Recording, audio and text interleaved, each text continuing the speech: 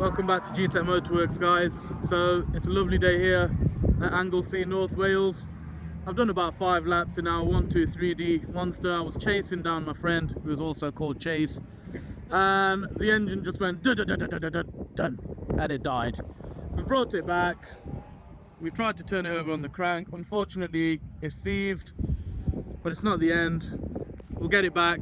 We've called a recovery, and catch you soon.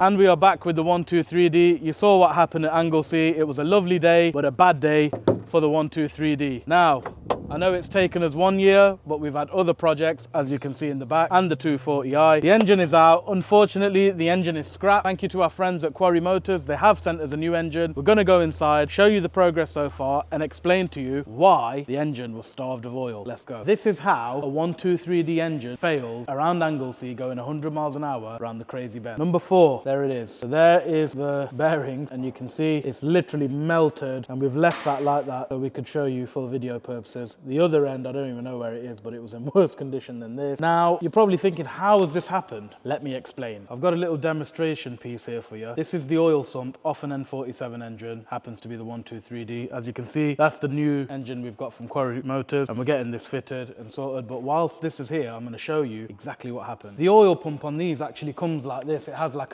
a top plate which bolts onto the bottom of the engine. We've taken that plate off, and so we can show you how it sits inside the sump. Essentially, the oil pump in one of these engines sits like this. It's very low where it sits. You're probably thinking, the race guys are thinking, well, why don't you design a baffle? Mate, look how deep this sits. This literally sits about ½ an inch from the bottom of the sump. So to design a baffle for this is quite difficult, but we are in the process of doing it because obviously it's a great car on track. We don't just want to like make this happen again. We want to try and improve it. So what happened at Anglesey that day? This is what happened. So if you can imagine, this is fitted to the engine. So let me try and show you exactly how this engine was starved of oil. Watch this. So the oil sits in the sump like this, and as the oil pump, this part, is sucking up the oil and supplying oil to the rest of the engine, I am doing 100 miles an hour around Anglesey and hitting about 3.5, 4 Gs trying to chase my friend who's also used to have a 123d. In doing that, the oil is going like this onto this side and then onto this side. Now, can you see this gap here? There's no oil there. In a motorsport engine, there'd be some kind of baffle plate here, like in the S65 M3. There will be a baffle here. The bottom half of the engine would constantly be getting supplied with oil. Unfortunately, with a 123d, not designed for the track, but we took it to the track, only a couple of laps into Anglesey, number 4 was starved of oil. And this is the reason why. So as you can imagine, we're going all the way around the bends, and we're going like this, and we're going like this.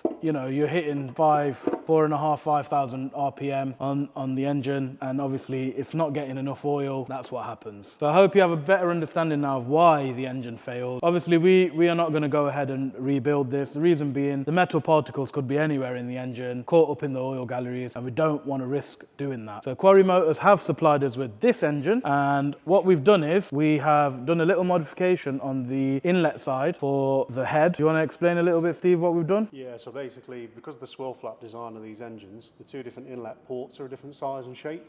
So as it goes into the top of the cylinder, they're actually squared off on the secondary port. Here? Yep. So what we've done on the other end is we've shaped those so they match the same profile as the other inlet port. So better flow. Yeah. Excellent.